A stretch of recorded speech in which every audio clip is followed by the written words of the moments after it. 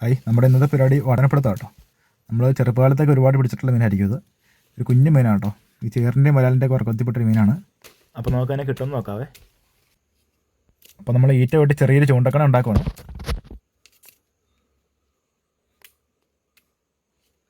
അപ്പോൾ നമ്മുടെ ചൂണ്ടക്കണയൊക്കെ സെറ്റായിട്ടുണ്ട് കേട്ടോ. ഇനി നമ്മുടെ അടുത്ത പരിപാടി ഇര പിടിക്കലാണ്. ഇതിന് ചെറിയ ഇരയാണ് വേണ്ടത്. അപ്പോൾ എന്താ നമുക്ക് ആവശ്യത്തിനുള്ള ഇര കിട്ടിയിട്ടുണ്ടേ. ഇനി നമുക്ക് ചൂണ്ടിടാനായിട്ട് പോകാം. അപ്പോൾ നമുക്ക് വട്ടാനെ പിടിക്കാനായിട്ട് ഇതുപോലത്തെ ചെറിയൊരു കൊളുത്ത് മതിയാവും.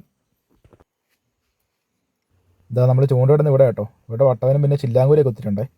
നമ്മൾ വട്ടാനെ പിടിക്കാനാണ് നോക്കുന്നത്. ഇതാ ആദ്യമായിട്ട് നമ്മൾ ചൂണ്ട ഇട്ടപ്പോൾ തന്നെ കുത്തിയൊരു മീനുണ്ട് ഇത് കേട്ടോ. വാഴക്കവരൻ. ഇവിടെയൊക്കെ മീൻ വാഴക്കവരൻ കേട്ടോ പറയുന്നത്. കുഞ്ഞു മീനാണ്. ഇവിടെ താഴെയും പോയി. നല്ല കണ്ണുനീര് പോലെ തെളിഞ്ഞ വെള്ളം കേട്ടോ.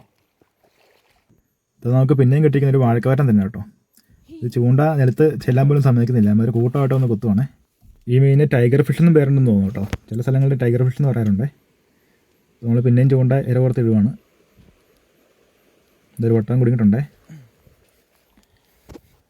അടിപൊളി ഒരു കുഞ്ഞു മട്ടനാണ് കേട്ടോ. ഇതാ അങ്ങനെ നമുക്ക് ആദ്യത്തെ വട്ടനെ കിട്ടിയിരിക്കും കേട്ടോ. ഈ കരിയിലെയും അതുപോലെ തന്നെ മാളങ്ങളിലൊക്കെ വിളിച്ചിരിക്കുന്നത്. മരം ചൂണ്ടയിട്ടോ പെട്ടെന്ന് ഓടി വന്ന് എവിടെന്നെങ്കിലേക്ക് ഒന്ന് കുത്തും.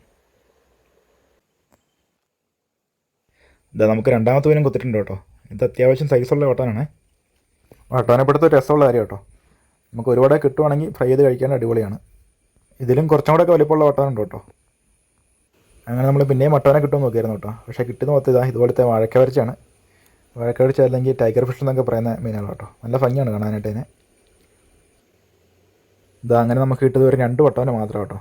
ഇതിന് നമുക്കൊന്ന് ഫ്രൈ ചെയ്യാനുള്ളതില്ല. അതുകൊണ്ട് നമ്മളതിനെ തിരിച്ചു വിടും കേട്ടോ. സന്ധ്യാസമയത്തോ അല്ലെങ്കിൽ ചെറിയൊരു മഴയൊക്കെ പെയ്ത് കലക്കൽ വന്നു കഴിഞ്ഞിട്ട് ചൂണ്ടിട്ട് കഴിഞ്ഞാൽ ഇഷ്ടംപോലെ കുത്തുവേ.